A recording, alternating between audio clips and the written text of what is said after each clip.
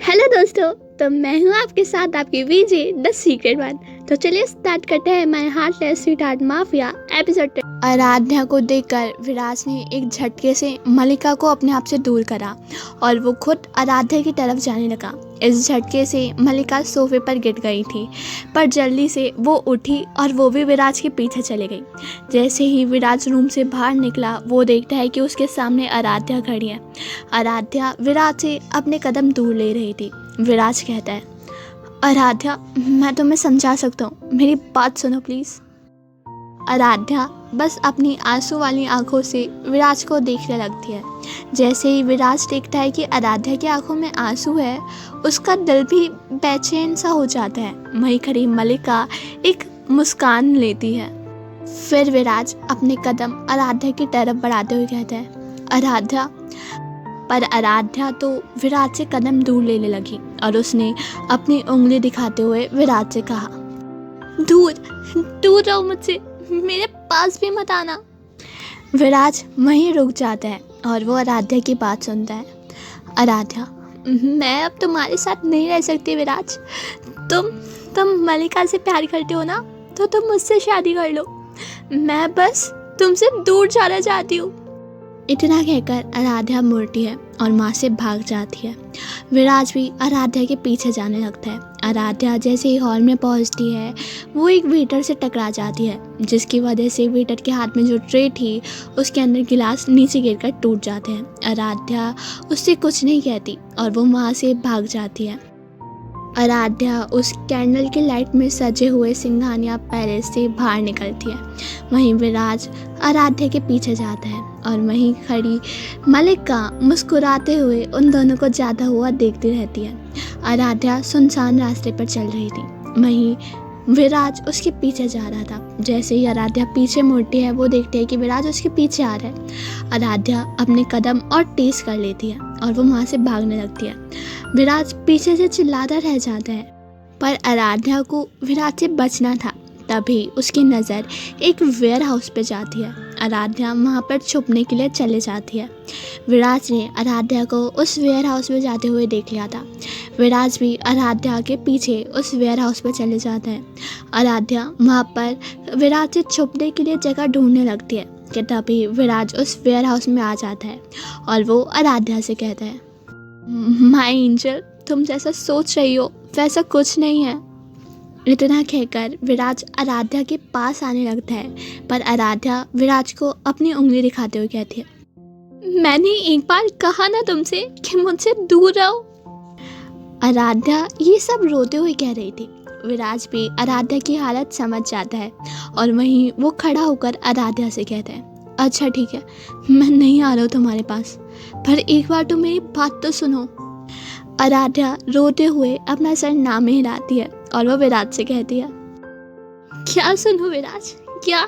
हाँ, अब फिर तुम एक नई कहानी बनाकर मुझे सुना दोगे और मैं तुम पर विश्वास कर लूँगी। नहीं विराज, पर इस बार नहीं, मैं तुम पर विश्वास नहीं करने वाली।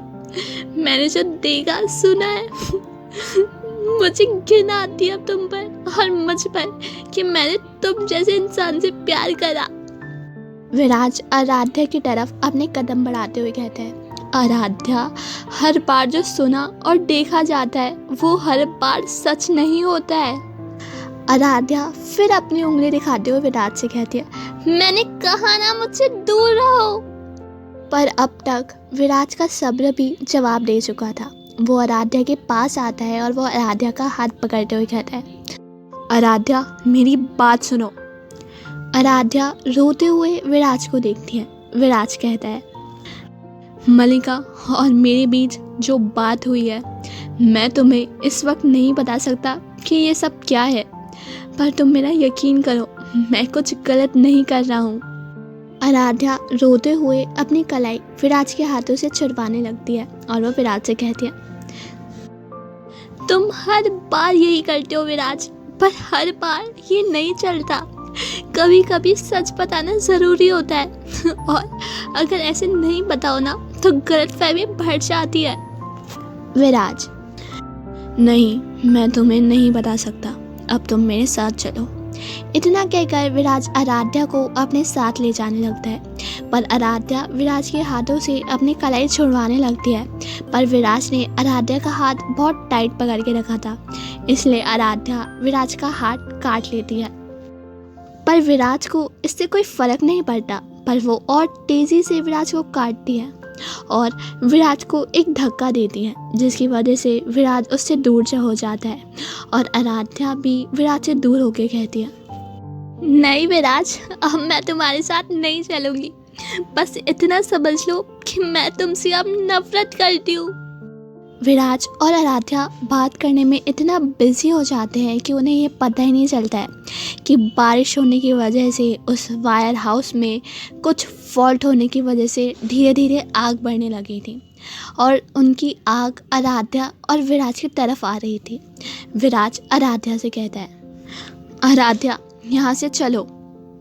पर जैसे आराध्या तो विराज की बात सुन ही नहीं रही थी और जैसे ही विराज अपने कदम आराध्या की तरफ बढ़ाने लगता है कि तभी ऊपर से एक आग की एक लकड़ी विराज और आराध्या के बीच में आकर गिरती है। तब जाकर विराज अपने आसपास देखता है, जहाँ पर वो देखता है कि पूरे वेयर हाउस में आग लगना शुरू हो गई है। वो आराध्या को देखता है, वो देखता है कि आराध्या के पीछे से आग ज़्यादा बढ़ गई है। वो चिंता में आराध्या से कहता है, आराध्या चलो यहाँ से।